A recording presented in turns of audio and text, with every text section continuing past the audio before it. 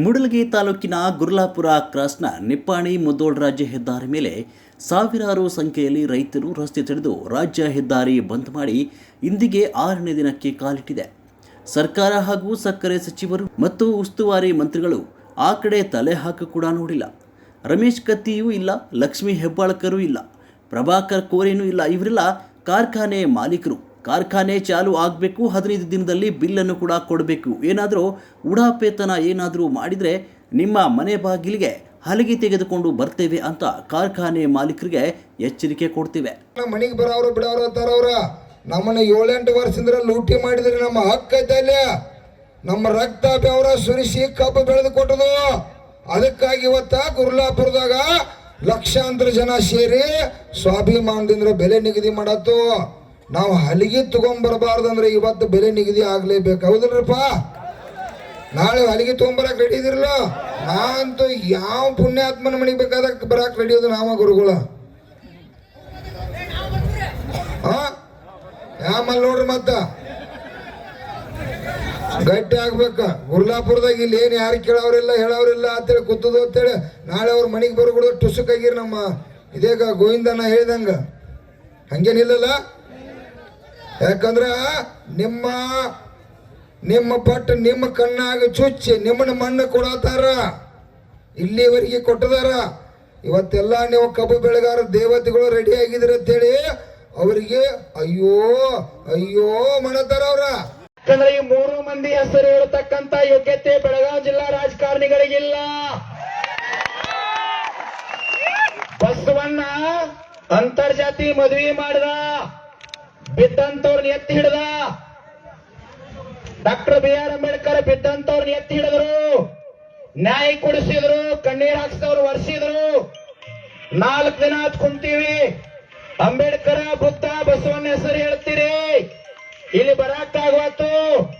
ಇದು ಅಂಬೇಡ್ಕರ್ ವೇದಿಕೆ, ಇದು ಬಸವಣ್ಣನ ವೇದಿಕೆ, ಇದು ಬುದ್ಧನ ವೇದಿಕೆ, ಇದು ನಿಮ್ಮ ಅಣ್ಣ ಹಾಕಿ ಜೀವಂತ ಇಟ್ಟಿರ್ತಕ್ಕಂತ ರೈತನ ವೇದಿಕೆ.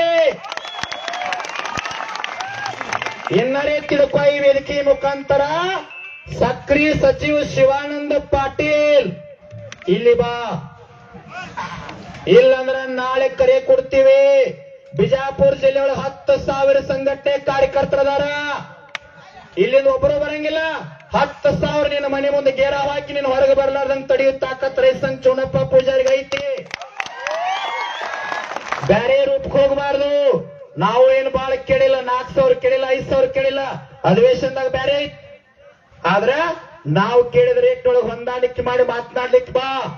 ನೀ ಸಕ್ರಿಯ ಸಚಿವದೇ, ಯಾವುದೋ ಬೆಳಗಾವಿ ಜಿಲ್ಲಾ ರಾಜಕಾರಣಿ ಚೇಲಾಣಿ ಅಲ್ಲ. ಸಿದ್ದರಾಮಯ್ಯನ ಸರ್ಕಾರದಾಗ ನೀ ಸಕ್ರಿಯ ಸಚಿವ, ನಮ್ಮ ಸಚಿವ, ನಮ್ಮ ಕೂಲಿ ಆಳ್ನಿ. ಇಲ್ಲಿ ಬಾ, ಇಲ್ಲಿ ಬಾ. ನಾವು ಟ್ಯಾಕ್ಸ್ ಕೊಟ್ಟ ನಿನ್ನ ಪಗಾರ, ನಿನ್ನ ಹೆಂಡತಿ ಮಕ್ಕಳಿಗೂ, ನಿನ್ನ ಕಾರ್ ಗಾಡಿಗೆ ಎಣ್ಣಿ ನಾವು ಕೊಟ್ಟವು. ನಾವು ಮಾಲಕ್, ನಮ್ಮ ಚಾಕ್ರಿ ಆಳ್ನಿ. ಕೊಟ್ಟೊಂದು ಲೈನ್ ತಂದರು, ಕಾಲ ಅವಕಾಶ ಕೊಟ್ಟು ನೋಡ್ಬೇಕು ಅನ್ನುವಂತ ಚಿಂತನೆ ಒಳಗಿದ್ದು. ಆದರೂ ಮಾತ್ರ ನಿಮ್ಮ ಸಂಬಂಧ ಇಡೀ ಸಿಸ್ಟಮೆಟಿಕ್ ಪ್ಲೇಟ್ ಚೇಂಜ್ ಮಾಡಿದ್ವು. ಇದೀಗ ನಮ್ಮ ಕೊಪ್ಪದವ್ರು ಹೇಳ್ರ, ಹೋರಾಟ ಅಂತಂದ್ರ ಇದು ಬಾಯಿ ಮಾತಿದ ಹೋರಾಟ ಅಲ್ಲ, ಇಲ್ಲಿ ಯುದ್ಧ ಐತಿ. ಇವತ್ತು ನಾವು ಸಣ್ಣ ಹುಡುಗರ ಬದಲು ಮಾತಾಡತ್ತು.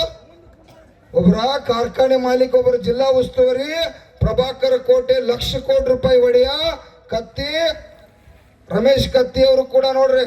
ರಮೇಶ್ ಕತ್ತಿ ಸಾಹೇಬು ಬರ್ಬೇಕಲ್ಲ ಈಗ.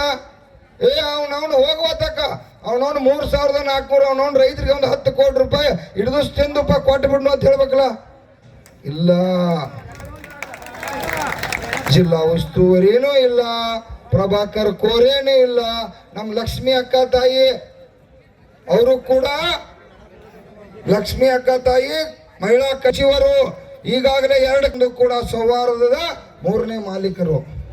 ಯಾಕಮ್ಮ ತಾಯಿ, ಏನ್ ನಾವು ಅನ್ಯಾಯ ಮಾಡ್ತಾ ಇದ್ದೀವ? ಕಾರ್ಖಾನೆ ಇನ್ನೊಂದು ಕಟ್ಟುವ ಟೈಮ್ದಲ್ಲಿ ಹಣ ಐತಿ, ನಮಗೊಂದು ಮುನ್ನ ವಿಚಾರ ಮಾಡ್ರಿ. ಇವತ್ತು ಗುರ್ಲಾಪುರ ವೇದಿಕೆ ಇವತ್ತದ ಬೆಲೆ ನಿಗದಿ ಆತರ ಹಂತ ಆಗುದಿಲ್ಲ. ವರ್ಷಕ್ಕೊಮ್ಮೆ 8 ದಿವಸ ಗುರ್ಲಾಪುರದಾಗ ಜಾತ್ರೆ ಆಗುದ ಇನ್ನ ಗುರುಗಳ ನೇತೃತ್ವದಾಗ. ತಮ್ಮ ಇಂಚಗೇರಿ ಅಧ್ಯಾತ್ಮ ಸಂಪ್ರದಾಯದ ಯಾರು ಮರಿಲಾರದಂತ ಕಪ್ಪು ಚುಕ್ಕಿ ಹಚ್ಕೊಳ್ಳಾರ್ದಂತ ಸನ್ಯಾಸಿ ಅದೀನಿ. ಏತ ಮಾತಾಡಿ. ಸನ್ಯಾಸಿ ಅದೀನಿ. ನೀ ಜಿಲ್ಲಾದಾಗ ರಾಜಕಾರಣ ಮಾಡು, ಸಾವಿರಾರು ಎಕರೆ ಆಸ್ತಿ ಗಳಿಸು, 4 ಫ್ಯಾಕ್ಟ್ರಿ ಕಟ್ಟುವ, ನನಗ ಅಭ್ಯಂತರ ಇಲ್ಲ. ನನ್ನ ಟಾರ್ಗೆಟ್ ಮಾಡಿದಂದ್ರೆ ನಿನ್ನ ರಾಜಕೀಯ ಅವನತಿ ಅಂತ್ಯಾಗಿ ಹೋಗ್ತೈತಿ. ಇದು ನನ್ನ ಶಾಪ್ ಐತಿ. ನನಗೆ ಲಕ್ಷ ನನಗೇನು ನುಕ್ಸಾನಿಲ್ಲ. ನನಗೇನು ಹೆಂಡ್ರ ಮಕ್ಕಳಿಲ್ಲ, ಅಳವ್ರಿಲ್ಲ, ಕರೆಯವ್ರಿಲ್ಲ, ಕಟ್ಟವ್ರಿಲ್ಲ. ನನ್ನ ಎದುರಿಗೆ ನೀ ಬಂದಿ ಅಂತಂದ್ರ